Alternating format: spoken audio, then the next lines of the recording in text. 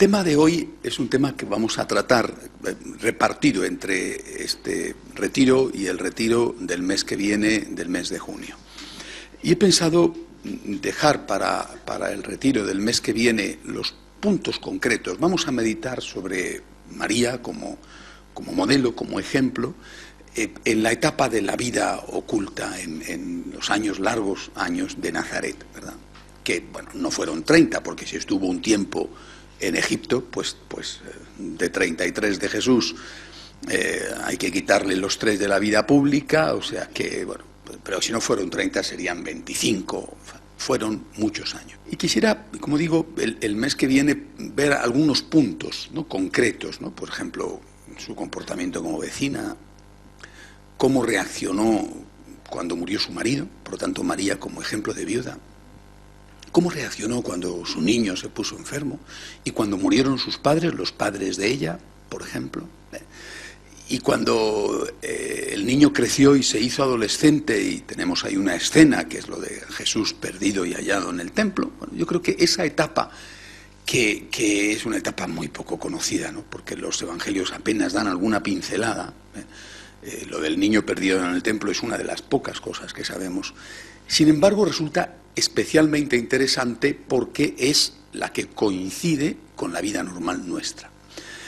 Y repito, aunque no sabemos si podemos imaginar determinadas cosas. Y algunos detalles, repito, quiero verlos el mes que viene. Hoy me gustaría hacer una especie de marco general.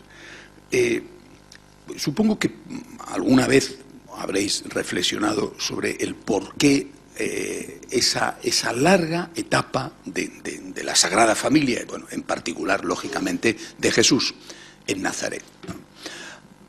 A mí me parece un verdadero misterio, y detrás de ese misterio estoy convencido de que hay una extraordinaria lección.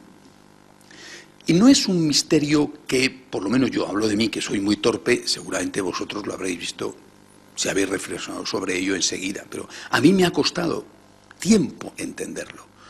¿Por qué? O sea, ¿por qué nuestro Señor está tanto tiempo sin empezar la vida pública? Dice, hombre, 30 años no es tanto. Bueno, hombre, 30 años de aquella época es muchísimo, ¿eh? La gente no vivía como vivimos hoy, ¿eh? O sea, por lo tanto, un hombre, las mujeres se casaban muy pronto, apenas, probablemente eran comprometidas ya siendo niñas, pero desde luego se casaban apenas tenían la capacidad de tener hijos. Y los hombres se casaban más mayores que las mujeres, pero también se casaban muy pronto. Y Jesús no se casó y estuvo mucho tiempo con su madre, no sabemos cuánto tiempo también con su padre adoptivo, con San José, pero estuvo mucho tiempo ahí en el pueblo, una cantidad de años extraordinaria. Desde un punto de vista numérico, habría que decir que desproporcionada, porque él ha venido a lo que ha venido y se pasa la práctica totalidad de su vida, es decir, de 33 años, 30, no digo sin hacer nada, pero haciendo algo que podía haber hecho cualquiera. Supongamos que era carpintero, supongamos porque sobre esto es una tradición, ¿no? Bueno, pero parece que lo más probable es que fuera lo que llamamos en castellano, por lo menos aquí, un manitas, ¿eh? Es decir, alguien que arreglaba cosas en el pueblo. Bueno, supongamos que fuera esto, ¿no? Un artesano. Pues artesanos habría muchos, por tanto Jesús, el Hijo de Dios, nos ha hecho hombre para hacer de artesano y hacer sillas, o hacer de albañil, o hacer de pintor, o poner unos arreglos en algunas casas de los vecinos, o hacer de agricultor o de ganadero, en fin, lo que hiciera, que a lo mejor hacía lo que hacían todos en aquella pequeñísima aldea. Esto es un misterio. ¿Y por qué? Dice, me acuerdo lo que hizo el Señor. ¿Por qué? Hombre, que tenía que esperar a ser una persona madura. Hombre, no, porque nuestro Señor, primero en aquella época la gente maduraba mucho antes, y segundo, nuestro Señor era maduro ya. O sea, la escena con los 13 años en el templo nos da la lección suficiente para ver que Jesús sabía quién era él y sabía distinguir, y así le habla a San José, entre cuál era el papel de José y cuál era el papel de su padre, es decir, de Dios Padre. Por lo tanto, Jesús, no digo que a los 13 años estuviera preparado para irse de casa, obviamente no, pero probablemente a los 20 sí, y desde ahí para adelante. Ahí hay una lección, ahí hay algo que es para nosotros extraordinariamente importante entenderlo. Y yo quisiera esta tarde confiaros una experiencia, ¿no? Es decir, que no estoy seguro, no pretendo tener la clave del por qué nuestro Señor esperó todo este tiempo, ¿no? Pero desde la experiencia del sacerdocio, a lo mejor esto que voy a deciros puede ser, ¿quién conoce, quién es capaz de sondear el misterio de Dios, verdad? Mirad, yo tengo como sabéis, ¿no? La obligación, de alguna manera, de atender a muchas personas, algunas próximas, feligreses, amigos, franciscanos de María, y otras desconocidas que me escriben con mucha frecuencia. De hecho, uno de los programas en la televisión de la Madre Angélica es sobre la familia, y esta serie de 13 programas sobre la familia ha hecho que me escriban muchísima gente. Raro es el día que no recibo un puñado de correos de personas con problemas familiares. Con correos de todo tipo, o sea, de las cosas más inverosímiles, desde las personas que prácticamente están pidiéndome una especie de amarre para retener al marido que la está engañando con otra, ¿no? Y hasta personas que piden oraciones porque su familia está rota. Bueno, o personas que buscan consejos sobre cómo afrontar una tragedia con un hijo, ¿no? Bueno, lo que yo veo, he visto en todos estos años, porque no es cuestión de los últimos meses, ¿no?, es que la inmensa mayoría de la gente, prácticamente todos, lo que queremos son fórmulas. Es decir, queremos recetas para solucionar el problema que en ese momento tenemos delante. El que sea. Os digo esto de la familia porque es quizá los correos o las consultas más frecuentes, ¿no? Bueno, pero a veces no tanto por correo electrónico, sino más en el trato personal, pues te vienen consultas de cómo afrontar una muerte o cómo afrontar una enfermedad o un problema laboral, que generalmente con el problema económico pues significa que no hay trabajo, ¿no? Bueno, y todo el mundo busca una fórmula, una receta. Como si eso existiera, como si eso fuera posible y como si yo fuera una especie de mago, ¿no?, que pudiera decir, mira, lo que tú tienes que hacer para lo que sea, para retener al marido o para aliviar una pena, o una congoja, ¿no? Bueno, es esto, haz esto y ya está. Bueno, es prácticamente imposible para mí poder dar una palabra, porque sé que la palabra que yo pueda dar no va a ser entendida y por lo tanto no va a ser aceptada. Es decir, estoy convencido de que los problemas, cuando se presentan, no se pueden solucionar, prácticamente nunca. Es decir, los problemas solo se pueden solucionar si cuando se presentan tú ya estás preparado para solucionarlos. El problema, cuando da la cara, es como las enfermedades. Cuando dan la cara, es muy difícil de curar. Tú puedes solucionar el problema si tú tienes una preparación remota que te ha hecho capaz de tener unas reservas espirituales, o en el caso de una enfermedad, digamos, físicas, para afrontar ese problema y resolverlo. Y claro, esto no se puede improvisar. Y esa es la dificultad, ¿no?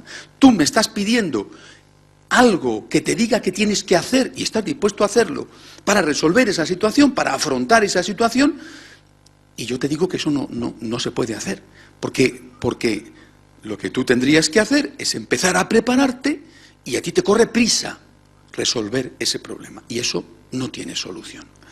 Por eso, meditando sobre esta situación mía, que os aseguro que para mí es muy penosa, ¿no?, porque porque me encuentro con personas que sufren, y para cualquiera, desde luego para un sacerdote, pero yo estoy seguro de que para cualquiera, encontrarse con personas que sufren de verdad y ver que no se puede hacer casi nada por ellas, se puede hacer algo muy importante que es rezar por ellas, pero que todo lo demás que tú puedas hacer, cae en saco roto, o sea, no hay nada que hacer. Es frustrante. Es decir, ¿y ahora qué hago yo por esta persona? No puedo hacer nada, ¿no? Porque tendría que empezar desde el principio, y esta persona quiere algo ya. Y este algo ya, esa fórmula, ese elixir, ese amarre, digamos, ese algo, yo no se lo puedo dar, no existe, ¿no?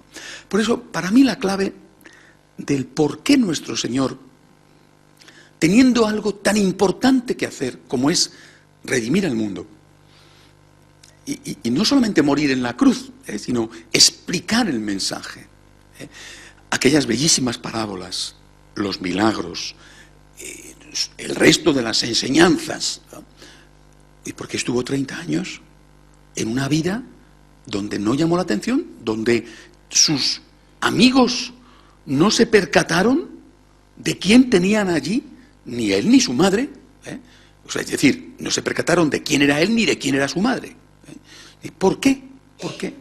Para mí la clave está en esta palabra de Cristo que pronunció durante su etapa de la vida pública. Y es que no se puede ser fiel en lo mucho si no se ha sido fiel en lo poco. Esa me parece a mí que es la clave de todo. Y esta es una clave muy difícil de entender, de aceptar y de practicar. ¿Qué os parecería si yo os dijera que para afrontar un cáncer hay que saber hacer una tortilla de patatas? Y si yo os dijera que para no hundirse cuando uno está en el paro hay que saber tener paciencia con un vecino molesto. Y si os dijera que para saber aceptar una convivencia conyugal difícil hay que saber, por ejemplo, limpiar bien la cocina. Es que es eso, ¿no? Es decir, si tú no has aprendido a hacer bien eso tan sencillo como es una tortilla de patata, y no me refiero a hacer bien una tortilla de patata que no creo que sea difícil de hacer, pero que yo desde luego no la sé hacer, sino me refiero a hacerla bien, no en el sentido técnico, sino en el sentido pleno. Si no has aprendido a hacer bien eso, si no has aprendido a sonreírle a un vecino impertinente, es decir, tantos, ¿verdad? Tantos, ¿no?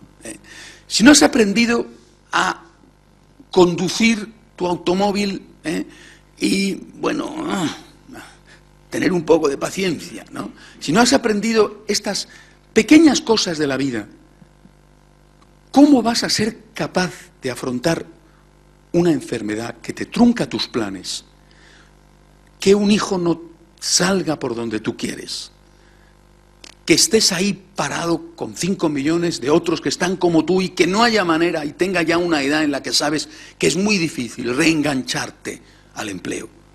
¿Cómo vas a ser capaz de afrontar la muerte de un ser querido? Es decir, lo grande no se puede hacer si no se hace lo pequeño. Creo que este es el secreto de Nazaret. Es este. Tú coges, por ejemplo, un equipo de élite, hablo naturalmente del Real Madrid, ¿no? Absténganse, por favor, de comentar cualquier otra cosa. Hablo del Real Madrid, que gana cuando los árbitros le permiten ganar. Lo demás no hay nada que hacer porque es evidente que no se puede mandar a los barcos a luchar contra los elementos, ¿verdad? Bueno, tú coges a un equipo de élite y resulta que, aparte de la forma física y de las cualidades, que no cabe duda que tienen esos jugadores extraordinarios, el entrenador y el preparador físico les hacen un montón de cosas que no tienen aparentemente un objetivo directo con aquello, ¿verdad? Y tienen que entrenar unos músculos que van a permitirles aguantar 90 minutos, el que juega todo el tiempo, quizá duros, van a permitirles acelerar siguiendo un balón, van a permitirles encajar un golpe sin romperse como si fueran bailarinas del Lago de los Cisnes. Oye, ese entrenamiento, aparentemente habrá muchas cosas, no tengo ni idea de qué cosas les pide Mourinho a los del Madrid o Guardiola a los del Barcelona, ¿no? Pero estoy seguro de que habrá muchas cosas que no estén directamente relacionadas con lo que se hace en el campo de fútbol. Y sin embargo, seguro que esa gente que son profesionales del más alto nivel saben perfectamente lo que están haciendo. Y saben qué tipo de músculo tienen que fortalecer para que, después de a lo mejor 30 minutos de correr de un lado para otro, no les dé un tirón. O no tengan un problema en la rodilla o no tengan un problema en el corazón. Y esto, que lo sabemos todos, aunque no sepamos en qué consiste el entrenamiento, esto lo sabemos todos, ¿verdad? Esto es lo que no sabemos de la vida espiritual. Entonces, ¿qué es lo que nosotros queremos? Queremos el amarre, la fórmula, el ya, el ya. Tengo un problema. ¿Qué tengo que hacer para resolver este problema? Y te lo plantean a ti, que eres un ser humano, que tienes además tus propios problemas, y tú dices, ¿y ahora cómo le digo yo a esta señora o a este señor? ¿Cómo le digo yo que ya no hay nada que hacer? Que salvo el milagro de Dios, que eso sí que actúa, ya no hay nada que hacer. Porque es que ya no hay nada que hacer, ¿no? Es decir, si yo fuera allí tal y como estoy, ¿no? Bueno, y le dijera a Mourinho, conviértame usted en un sustituto de Ronaldo, si no se me moría Mourinho de la carcajada, ¿no? Vamos, ¿no? Decir usted, perdone que le diga, pero ya no hay nada que hacer, ¿no? Es que ya no hay nada que hacer. O sea, cuando tú tienes el problema, la mayor parte de las veces ya no hay nada que hacer. Cuando la enfermedad da la cara, la mayor parte de las veces ya no hay nada que hacer, ¿no? Por eso los médicos insisten tantísimo, ¿verdad?, en detectar a tiempo los síntomas. Porque cuanto antes lo detectes, antes puede aplicarse una terapia que quizás sí logre resolver el problema. Y si lo coges tarde, pues es mucho más difícil y bueno, depende de qué tipo de enfermedades, porque hay cirugía que efectivamente obra cosas maravillosas, pero lo que es la medicina como tal, pues la medicina se encuentra generalmente con este problema, que cuando la enfermedad da la cara, el mal está muy extendido. Por eso yo creo que la gran lección de Nazaret es esta, ¿no? Nuestro Señor, que tenía que hacer lo que tenía que hacer, la obra más importante, por supuesto, de toda la humanidad, pero era la obra del Hijo de Dios, del Redentor. Se pasa 25 años, no sabemos, ¿verdad?, pero 25 años, normalmente decimos 30, pero 25 años en el taller de un carpintero, siendo un niño normal, él que lo sabía todo, que era no solamente el todopoderoso, sino el omnisciente, yendo a aquella escuelita que le enseñaban a escribir en hebreo y hablando el arameo y jugando y, ¿no?, como dice el Evangelio, creciendo, aprendiendo edad, sabiduría y gracia. Es decir, ¿por qué? Porque quería darnos una lección. Y esta lección es la que nosotros tenemos que aprender. Pero yo creo que cuando se mira la etapa de Nazaret, lo que tenemos que plantearnos es, ¿qué ejercicios tengo yo que hacer ya, para poder responder con éxito cuando, dentro de un año, dentro de 5 años, dentro de 20 años, me detecten un cáncer? Para poder responder con éxito cuando me quede viudo o me quede viuda. O Dios no lo quiera, se muera un hijo. O Dios no lo quiera, me encuentre con un problema laboral. O, ¿cómo tengo yo que prepararme a esto? Y yo creo que esa es la lección de la vida, ¿verdad? Entonces, la vida de Nazaret, que es una vida oscura en el sentido de que no tenemos luz para saber qué ocurrió, sin embargo, en sí misma es una gran lección. Apliquemos a esta vida de Nazaret lo que ya sabemos, porque nos lo enseña Jesús durante la etapa en que sí que habló y se movió de una manera incluso, habría que decir, agitada, teniendo en cuenta la época, ¿verdad?, en que no había carreteras o no había aviones, ¿no? Es decir, ¿qué nos enseña Jesús? Yo creo que hay que volver a ver los 7 puntos de la caridad, porque para mí la vida de Nazaret fue una escuela de caridad. María era la maestra, pero Jesús era el maestro. Y algo tendría que enseñar y aprender a la vez San José, ¿no? Yo creo que aquella fue una escuela de caridad. María estaba preparadísima.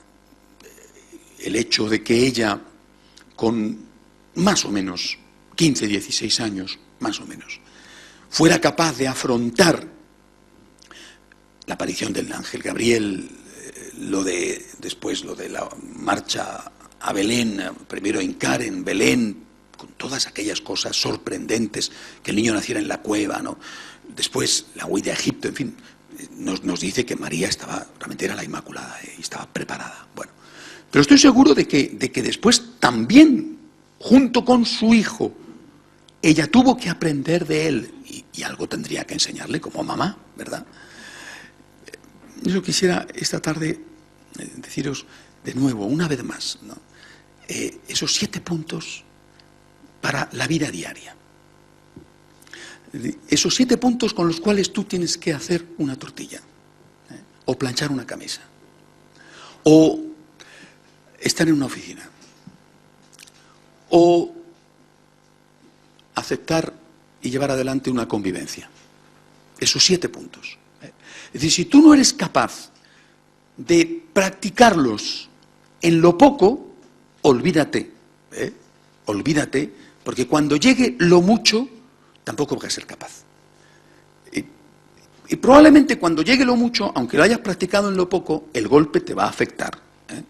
Pero enseguida va a salir todo eso que está ahí acumulado, va a salir y te va a hacer posible que seas capaz de digerir, de encajar, de incluso ser feliz en medio de esa circunstancia que en sí misma sería una circunstancia que amargaría a cualquiera, ¿no? Eso, los 7 puntos para la vida cotidiana, que repito que nos lo enseña Jesús en su vida, cuando Él dice: amad como yo he amado, como yo os he amado.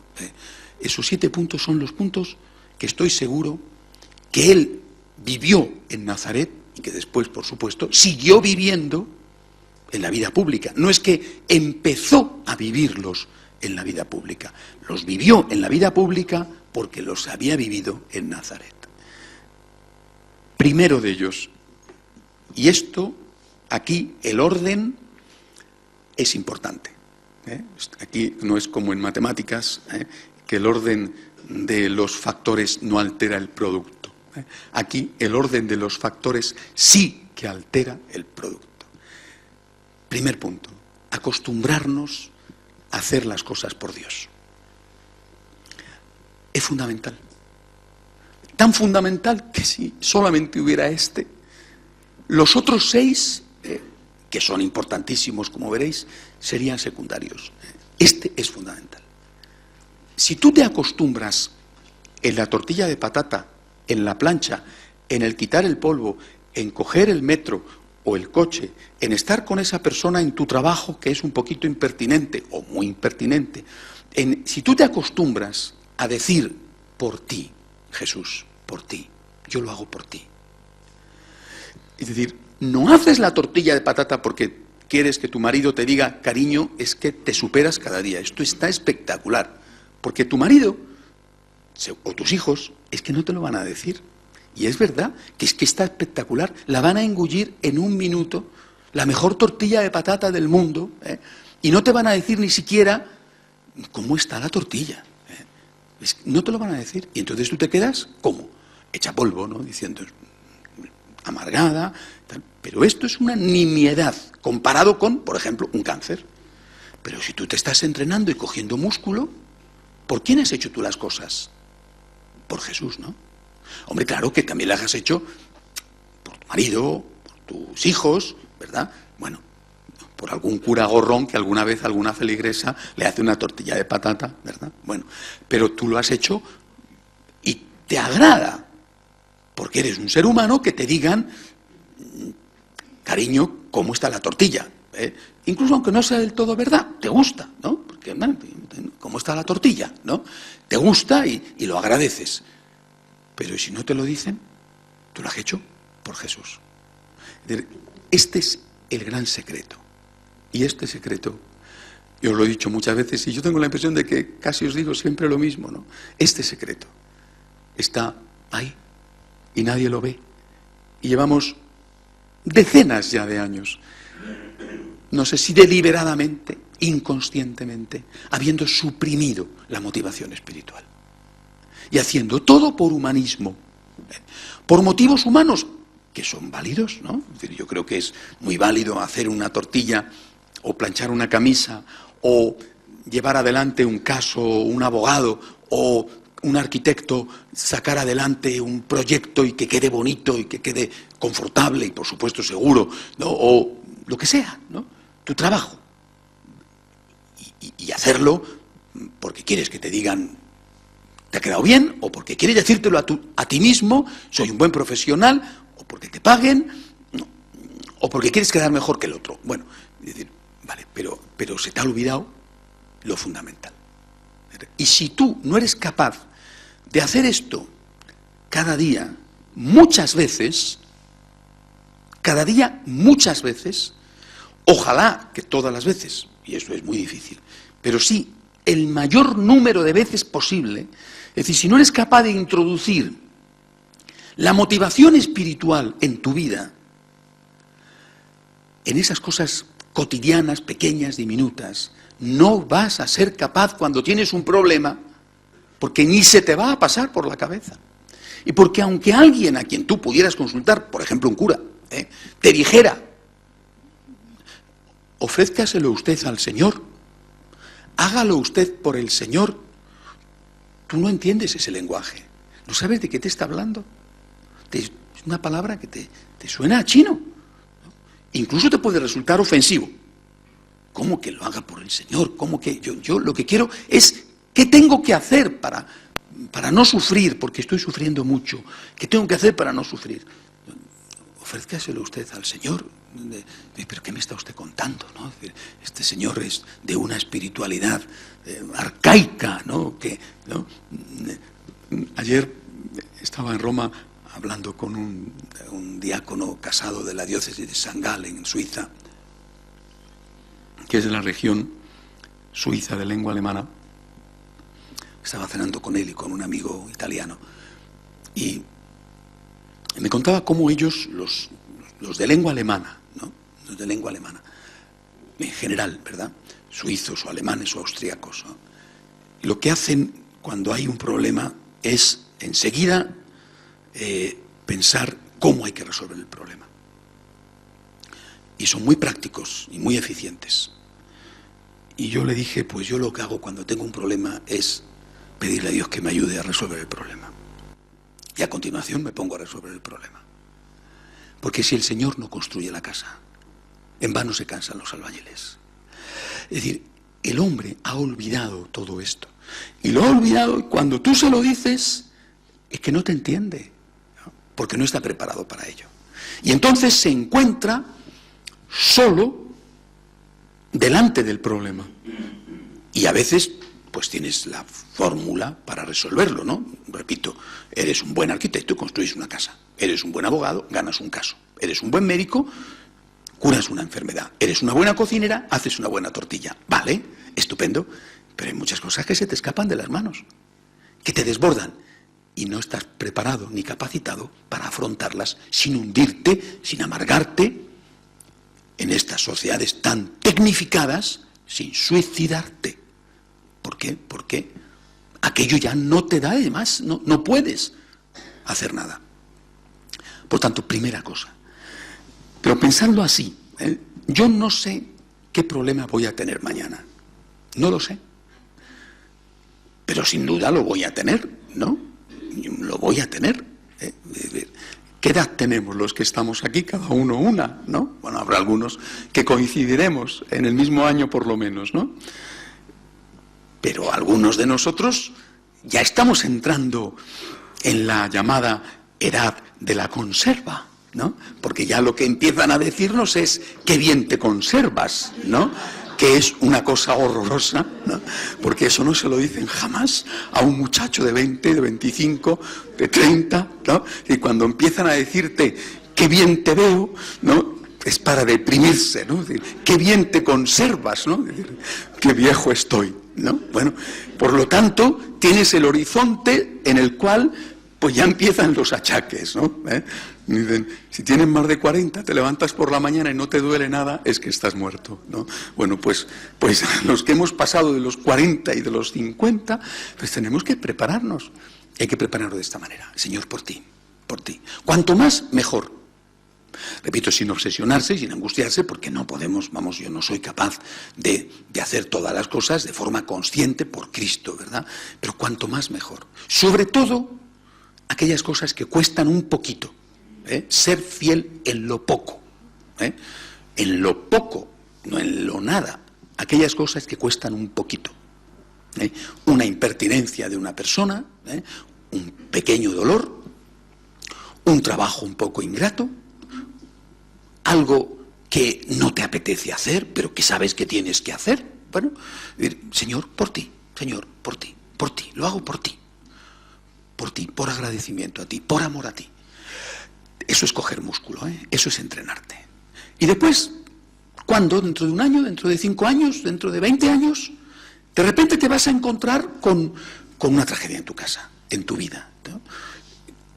¿Y de dónde vas a sacar las fuerzas? ¿De este entrenamiento? Señor, por ti. Señor, yo esto lo acepto por ti. Estoy acostumbrado a afrontar el misterio, a convivir con el misterio, a no entenderlo, a saber que tú eres Dios y que yo no soy Dios, a no pedirte explicaciones y a convivir con los problemas. Señor, por ti. Es distinto de lo que he hecho hasta ahora, pero en el fondo es lo mismo que he hecho hasta ahora. Aceptar todo lo que la vida me da por ti, por amor a ti, sabiendo que todo lo que la vida me da, todo viene de tu mano. Y por lo tanto, lo mismo que aquel día hice aquello que me agradaba o aquello otro que no me gustaba por ti, pues también en este momento, Señor, quiero hacer esto por ti. Segundo punto, amar con obras. Porque si no, ¿verdad?, las intenciones se pueden quedar en los meros sentimientos, ¿no? Amar con obras. Señor, por ti, y hago esto. Y esas obras son obras que el otro necesita, que son tu obligación, que constituyen tu deber, o que van más allá de tu deber, pero que forman parte de lo que un católico tiene que hacer. Es decir, forman parte de eso que el Señor nos ha mandado. Amad como yo. No te limites a no hacer el mal, sino que esfuérzate por hacer el bien posible, lo que llamamos las obras de misericordia. Señor, por ti esa limosna, por ti, pues mira, sabes que tengo ganas de decirle a este 4 cosas, ¿no? Pero es una tontería, ¿no? Anda que, déjale, ¿no? Total. Y entonces que estás entrenándote para cuando en un momento dado llega algo mucho más grave, que no es una tontería, pues estás entrenado para no decirle 4 cosas. Aunque después, eso sí, tengas que estallar por algún lado porque la presión de la olla tiene que salir por alguna parte, pero al menos no sale en ese momento delante de él o la interesada, ¿no? Bueno, es decir, la gente cuando se confiesa, por ejemplo, dice, yo quisiera aprender a contar hasta 10 antes de decir algo, ¿no? Y yo le digo, empiece usted por contar hasta 2 o hasta 3, ¿no? Porque tú no vas a aprender a contar hasta 10 antes de decir algo, sino aprendes a contar hasta 3, ¿no? ¿Por qué no aprendes a contar hasta 3? No hemos hecho eso en la escuela. No hemos aprendido a andar antes de correr. Empieza a contar hasta 3. 1, 2 y 3 y ahora se lo dices, ¿no? Y como tienes mucho tiempo, ¿verdad? Porque todos los días, ¿no?, hay motivos. Mañana aprendes a contar hasta 4. Y después aprendes a contar hasta 5. Y ya verás como un día serás capaz de contar hasta 10 antes de decir algo.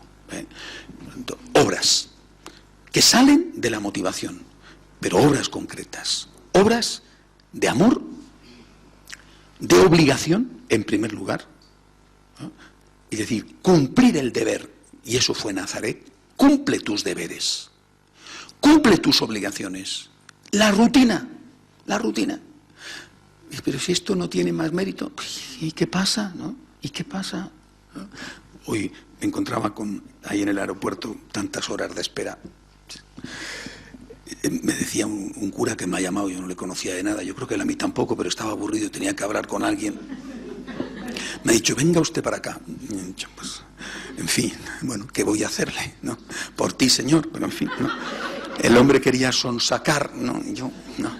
Bueno, y empezó a contarme, ¿usted de dónde es? ¿Y dónde vive? Y yo, en un aeropuerto, cosa que no miento, porque vivo en un aeropuerto, no, pero... ¿Y usted de dónde es? Pero a usted qué le importa, ¿no? Pero en vez de decirle a usted qué le importa, le he dicho de Madrid, que queda bien también, es verdad, ¿no? Más explicaciones no le he dado. Entonces ha empezado a contarme lo mucho que viaja, ¿no? Porque es profesor de liturgia. Oye, uno puede ser profesor de cualquier cosa, incluso de liturgia, ¿no? Bueno, pues este señor es profesor de liturgia, entonces el hombre está muy satisfecho de ser profesor de liturgia. Bueno, entonces empezó a contarme que va a ir ahora a 3 países de América a dar un curso de una semana en cada país, ¿no? Pensando que yo iba a abrir los ojos de asombro, diciendo, vamos, he tenido esta tarde mi día de suerte porque me he encontrado con un profesor de liturgia que recorre el mundo explicando liturgia, ¿no? Y cuando ha terminado, ya le digo yo a usted, me ha explicado los 3 países a dónde va, 3 países de América a hablar de liturgia. Bueno, le he dicho, pues mire usted, sinceramente, va usted a perder el tiempo, le he dicho, ¿no? Te comprendo que le baja un poco su ego, pero es que la verdad, porque ir a América a explicar liturgia, vamos, salvo la media docena que lo hacen bien, los otros es que no tienen el más pequeño interés en cumplir la liturgia de la Iglesia, vamos, una cosa espantosa. ¿Cómo será África, Dios mío, no? Y bueno, pero al final, ¿no?, ¿de verdad es importante recorrer el mundo? ¿De verdad es importante ser famoso? ¿De verdad es importante salir en los periódicos? ¿De verdad es importante? ¿O es importante hacer lo que Dios quiere que hagas? Nuestro Señor fue famoso, fíjate qué famoso fue, que murió en una cruz, ¿eh? No, estuvo 30 años, nadie sabía de él, ¿no?, desapercibido. Es decir, y a lo mejor pues te toca ser famoso, pero ¿de verdad eso es importante? ¿De verdad lo es? Uno mira a los santos y dice, qué bárbaro, ¿no? San Francisco de Asís, con 44 años que murió, y fíjate todo lo que hizo, ¿no? Y apenas escribió nada. Los que escribió era bonito, pero apenas nada, ¿no? Y Santa Teresita de Lisieux, que prácticamente escribió el libro de su vida, es decir, sus angustias y sus problemas, ¿no? Y murió jovencísima, y hay que ver esta doctora de la Iglesia lo que ha hecho por la humanidad.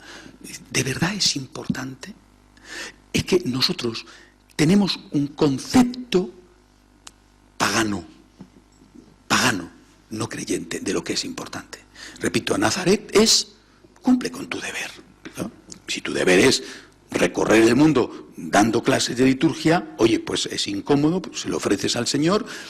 Es hacer rayas en el agua, de que te va a dar lo mismo, porque te va a dar lo mismo, te aseguro que te va a dar lo mismo, no te deprimas, y ya está. Pues mira, anda que yo, como si lo que yo hago sirviera, o sea, bueno, algo sirve, confiemos, ¿no? Pero bueno, en todo caso, ¿de verdad es importante?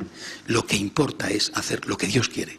Y si lo que Dios quiere es una vida cotidiana, una mamá, un señor que durante toda su vida no ha hecho otra cosa más que levantarse, ir al trabajo, volver a su casa, educar bien a sus hijos, ayudar a su esposa a llevar adelante su casa, su hogar.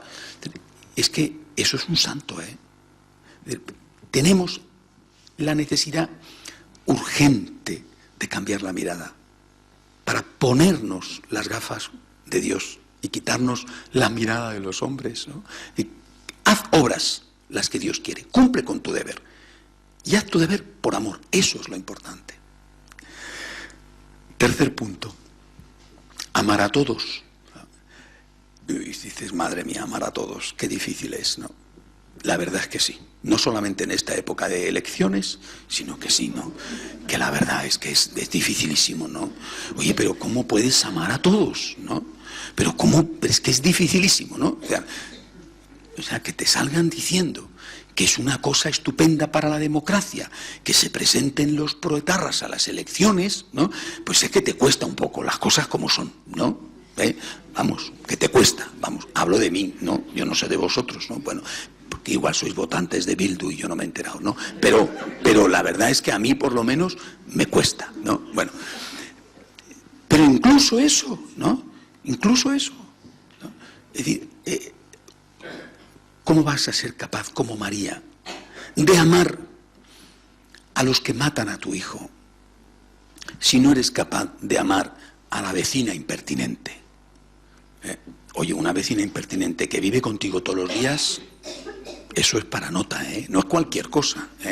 O sea, eso de verdad o de grava de purgatorio o hay que ponerle un pleito a San Pedro, pero ya, ¿no? Oye, pero entre una vecina impertinente, por muy impertinente que sea, y que hayan matado a tu hijo, hay una diferencia, ¿no? ¿Y cómo vas a ser capaz de lo grande si no eres capaz de lo pequeño?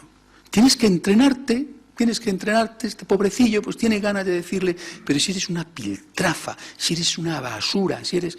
Y en lugar de eso, te callas, ¿no? Y esto dice, bueno, esto tiene una cosa, sí, pero comparado con otras, seguramente que esto no es más que un pequeño entrenamiento comparado con otras cosas, ¿no? Amar a todos. Amar el primero, cuarto punto. Amar el primero. Amar el primero es una de las cosas más difíciles de hacer en la vida cotidiana. Porque amar el primero significa ver las cosas que hay que hacer y hacerlas sin esperar a que otro las haga. Y esto, fijaros bien, destroza muchos matrimonios.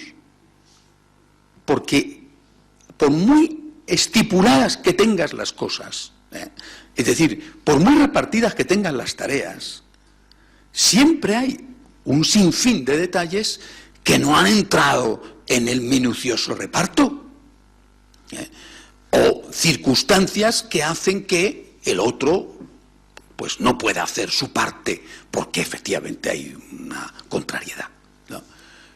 Entonces tú tienes que amar el primero o mirar para otro lado. Y cuando miras para otro lado, pues eso se queda sin hacer, ¿no? Yo no sé vosotros, pero yo, ahora ya en este año que vivo aparte, ya no. Pero antes, yo no sé vosotros, pero repito yo, oye, que yo me dedicaba continuamente a cambiar el rollo de papel higiénico. Decía, ¿pero qué pasa? ¿No? Que siempre me toca el rollo acabado, ¿no? Es decir, no sé si a vosotros os sucede, donde haya varios en la casa, pero a que a mí me pasaba siempre. Digo, pero oye, soy un gafe, que siempre está el rollo a punto de acabarse, ¿no? Es decir, que, pero bueno, pero es que el de antes no se ha dado cuenta, ¿no? O es tonto, o es un vago, ¿no? Es que esto es amar el primero. Y si tú no eres capaz de ver que se acaba el rollo de papel higiénico, fijaos que es una cosa, una minucia absurda, ¿verdad? Pero si tú no eres capaz de ser fiel en eso y de decir, va a venir otro después, y a ver qué hace, como no se dé cuenta antes de entrar, si tú no eres capaz de eso y de decir, voy ahora mismo a buscar un rollo nuevo, ¿cómo vas a ser capaz de hacer cosas que son muchísimo más difíciles?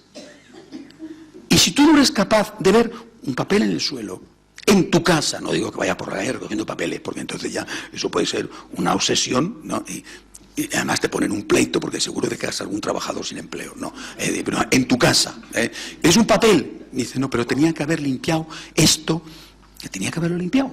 Puede ser, pero a lo mejor se ha caído el papel a 5 minutos, cógelo, tíralo a la papelera, tíralo a la basura, ¿no? Si tú no eres capaz de eso, ¿cómo vas a ser capaz de hacer cosas muchísimo mayores? Es una gimnasia, y esto, repito, es lo que quisiera deciros esta tarde, que la vida de cada día la vida cotidiana, continuamente nos está ofreciendo oportunidades para amar. Entrenamientos, a veces ridículos, ¿no?, pequeñísimos, insignificantes, y otras veces después otros que no son tan pequeños, pero que a su vez son más pequeños que otros que vendrán más tarde. Siguiente punto, volver a empezar. Estoy convencido de que si en todo, absolutamente en todo, somos iguales, en esto, perdonadme, en esto no. En esto no. Yo creo que hay una cosa en la cual los hombres lo tenemos más fácil que las mujeres, por tanto tenemos menos mérito, y es en esto. Porque somos, para nosotros que es un poquito más fácil, no digo que sea fácil, pero es un poquito más fácil pasar las páginas de la vida. A vosotras os cuesta más. Pero hay que entrenarse, ¿no? Es decir, que a uno le va a costar más y a otro le va a costar menos. También hay hombres y mujeres, ¿no? Pero hay que entrenarse. Si no eres capaz de pasar la página, de ese volver a empezar, en una cosa que no es para tanto, criatura de Dios, que no es para tanto, que de verdad estás haciendo un castillo de un grano de arena, ¿cómo vas a ser capaz cuando venga algo grave, de verdad importante en tu vida? Pues no vas a ser capaz. ¿Por qué? Porque lo que tienes es la naturaleza, y lo que tienes que hacer es aprender a controlar tu naturaleza, no a cambiar tu naturaleza, porque la naturaleza no se cambia. Alguna vez, si os habéis confesado conmigo de problemas de carácter, es decir, los que os habéis confesado conmigo todos, seguro, bueno, me habréis oído decir que el carácter no se cambia, porque lo digo siempre, sé que eso es echar un jarro de agua fría, pero es la realidad. El carácter no se cambia nunca, desengáñate, nunca, pero se suaviza, y eso ya es bastante. Cambiar, nunca. El tigre siempre tiene sus rayas, pero se suaviza. Bueno, pues ¿tú cómo vas a suavizar tu carácter si no eres capaz de estar intentándolo en las cosas pequeñitas? Pues vuelve a empezar. Pues ya está, que eso fue ayer, o hace media hora, ¿no? Pues ya está. Hombre, aprende a pasar páginas en la vida. ¿No te das cuenta de que es por tu bien? Las cosas más graves, pues la digestión te van a costar más días. Y las cosas más pequeñas, la digestión te va a costar apenas unas horas. Pero para hacer la digestión de las cosas graves y que no te salga una úlcera, pues tendrás que haber aprendido antes a hacer la digestión de las cosas pequeñitas. Si esto no eres capaz de hacerlo, no hay nada que hacer, no hay nada que hacer. Hace unos días hablaba con una señora que estaba hecha polvo porque su marido la había engañado y lo había descubierto. ¿Qué tengo que hacer?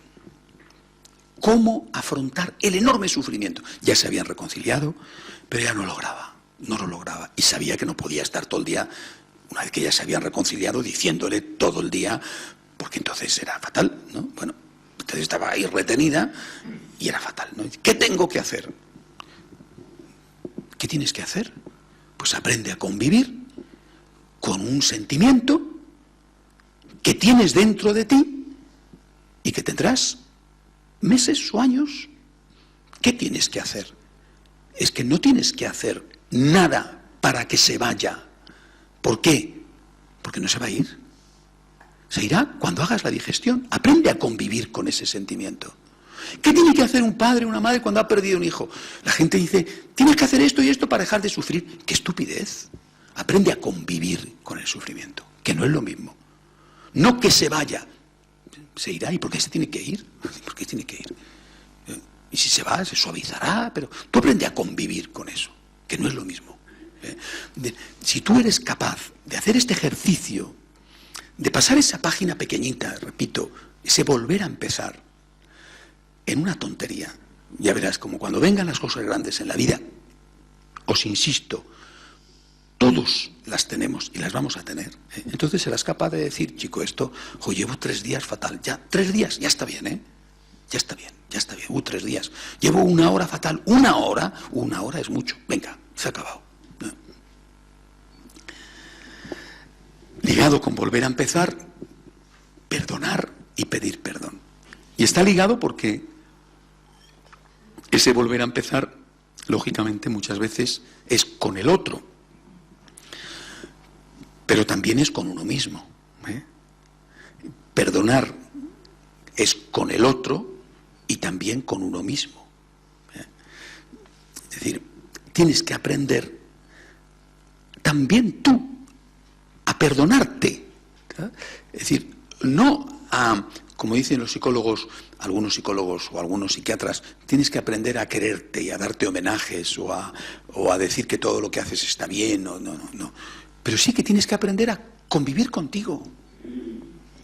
A la vez que luchas por ser mejor, confiando en la gracia de Dios y con todas tus fuerzas, aprende a convivir contigo, a convivir con que no eres el más listo de la clase, ni el más guapo, ni el más fuerte, a convivir con que no eres el más brillante, ni el mejor orador, ni el que ha triunfado más, ni el que tiene los hijos más guapos, ni el que... a convivir con que tienes este defecto, que se repite y que no has logrado superar desde la adolescencia, o que tienes este carácter, o que... aprende a convivir contigo. Si no eres capaz de esto, ¿cómo vas a ser capaz de...? Y muchas veces la gente que no sabe perdonar es porque antes no ha sabido perdonarse. Es decir, porque en el fondo las heridas que te hacen, en realidad lo que están haciendo es hurgar en una herida que tú te has hecho antes. Te están haciendo daño en algo en lo cual tú te estás haciendo daño, porque tú sabes que eso que te dicen es verdad. Y no quieres reconocerlo, y no quieres aceptarlo. No es fácil aceptarse a uno mismo y seguir luchando para cambiar. No es fácil, porque a veces aceptarse a uno mismo es dejar de luchar. No estoy diciendo esto. Aceptarse a uno mismo es aceptar la gracia y la misericordia de Dios a la vez que uno lucha para mejorar. Pero esto es lo que soy y lo que voy siendo. Como os decía antes, la presencia de la edad en la vida de uno, la presencia de los achaques, las frustraciones porque determinados planes no salieron, las frustraciones porque donde habías puesto tu ilusión, como por ejemplo los hijos, no es lo que tú querías. Seguramente a ti te pasa lo mismo con respecto a tus padres, ¿no? Es decir, aceptar eso, y después, ligado a esto, el perdón. Porque solamente vas a ser capaz de perdonar cuando seas consciente de que tú necesitas ser perdonado y de que tú, de alguna manera y con la gracia de Dios, también te has perdonado a ti mismo. Es decir, por ejemplo, cuando yo confieso, más veces de las que me gustaría, sin duda, a mujeres de aborto, y no hace mucho, hace apenas un mes, el último caso, ¿no? Esta persona, su problema era ¿no? No puedo perdonarme a mí misma. Este era su problema. No puedo perdonarme a mí misma. Llevaba un montón de años viniendo a misa sin comulgar, porque no se atrevía a contarlo. Y al final dio el paso, fue como un vómito, porque se quedó enormemente tranquila. Pero el problema de fondo era ¿no? Ahora, Dios te ha perdonado, ahora tú tienes que perdonarte a ti. Y es probablemente más difícil que recibir el perdón de Dios. Siguiente punto. Ponerse en el lugar del otro. Es el último de los 7 puntos, ¿verdad? Pero, aunque sea el último, y quizás sea por eso también el menos importante, ¿no? Es enormemente práctico. Y sobre todo para la convivencia. Intenta ponerte en el lugar del otro. Eso no significa que le justifiques, porque hay cosas que no tienen ningún tipo de justificación. Pero le vas a entender. Entender al otro, de alguna manera, te permite, por un lado, perdonarle, comprenderle y también hacer aquello que el otro necesita que tú hagas. ¿no? Porque hay veces en que lo que la otra persona está haciendo te desconcierta tanto, o por lo reiterado, o por lo grave, que ante eso no sabes cómo reaccionar, y reaccionas posiblemente mal, ¿no? Y a lo mejor cuando ya te has serenado un poquito, ¿no? Pues intentas, si estás acostumbrado a hacerlo, es decir, si lo has hecho muchas veces en lo poco, puedes hacerlo en lo mucho, meterte en su piel. ¿Por qué esta persona ha reaccionado así? ¿Por qué esta persona se ha comportado de este modo? Es decir, no tiene sentido, no es lógico, no es justo. Es verdad. Pero, ¿y si yo hubiera estado en su circunstancia? ¿Puedo yo, que he nacido en este país maravilloso, en esta familia muy normal, gracias a Dios, puedo yo, que he tenido siempre la nevera llena, que nunca he tenido una sensación de peligro en la calle, puedo yo entender siquiera a la persona que desde niño ha tenido hambre, ha visto cómo en su casa se peleaban sus padres, ha tenido miedo de salir a la calle en cuanto oscurecía? Y esto por poneros un ejemplo de personas que vienen de otros países, ¿no? Si te metes ahora en la piel de un hombre o de una mujer, ¿no? Pues, bueno, estás en casa. ¿Puedo yo entender lo que significa estar en un trabajo donde quizá el jefe, con las presiones que hay, está exigiendo continuamente resultados y apretando los tornillos para obtener más beneficios y provocando tensión?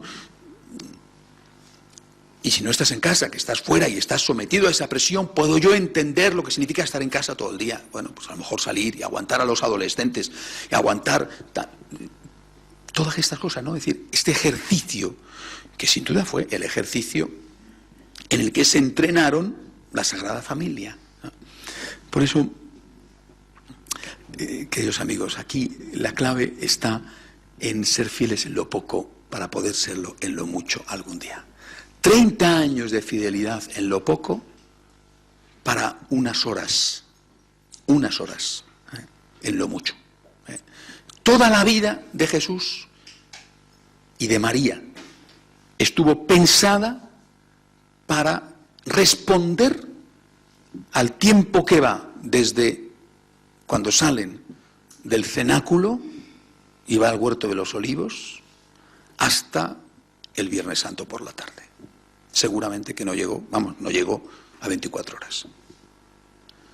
33 años entrenándose para dar la medida que había que dar en esas 24 horas.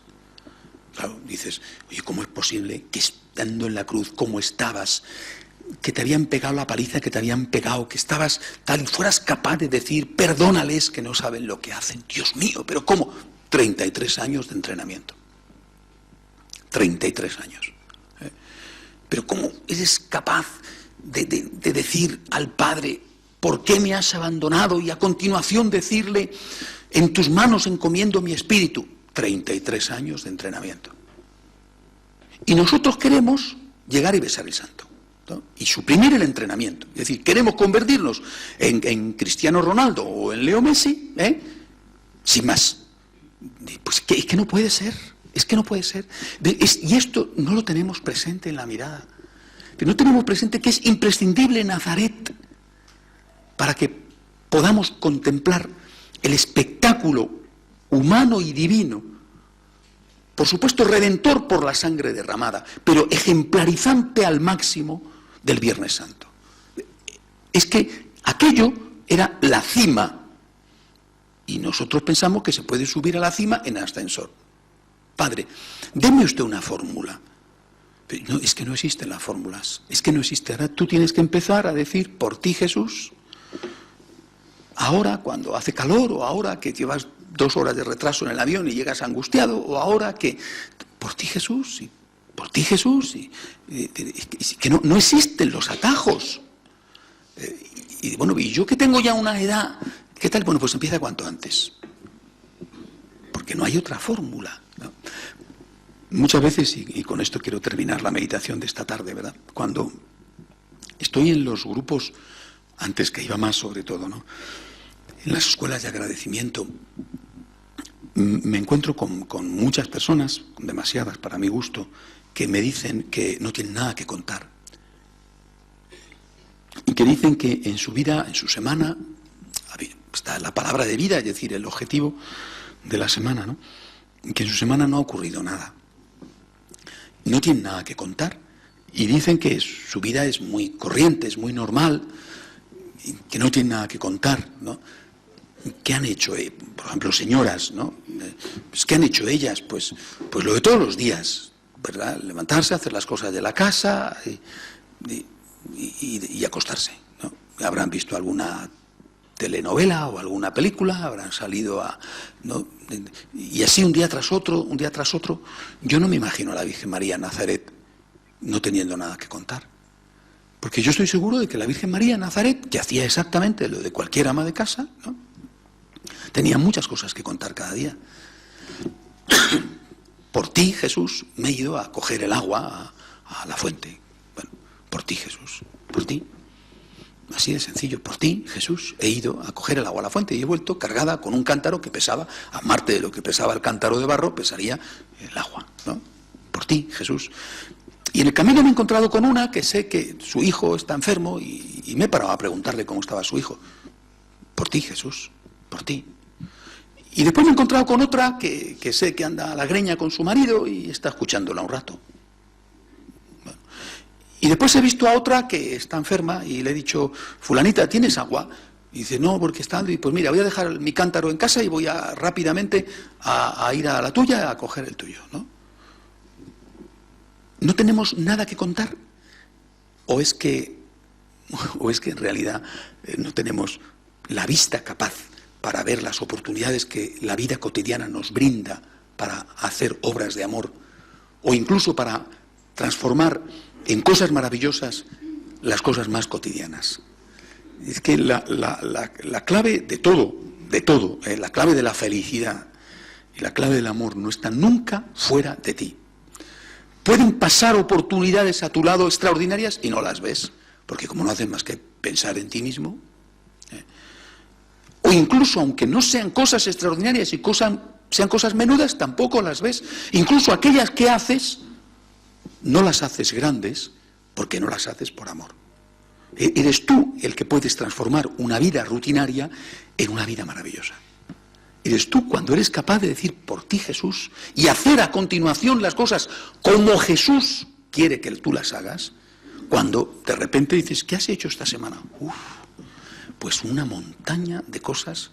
Oye, qué vida tan interesante. Dice, claro, es que usted, padre, es que lleva una vida tan interesante. Dice, pues mira, he estado en el aeropuerto media hora, que era ese cura, que era profesor de liturgia, que tenía un dolor de cabeza, y yo que me estallaba la cabeza, escuchándole con paciencia y diciendo, a ver si llaman pronto el embarque, pero mientras tanto, por ti, Jesús, ¿no?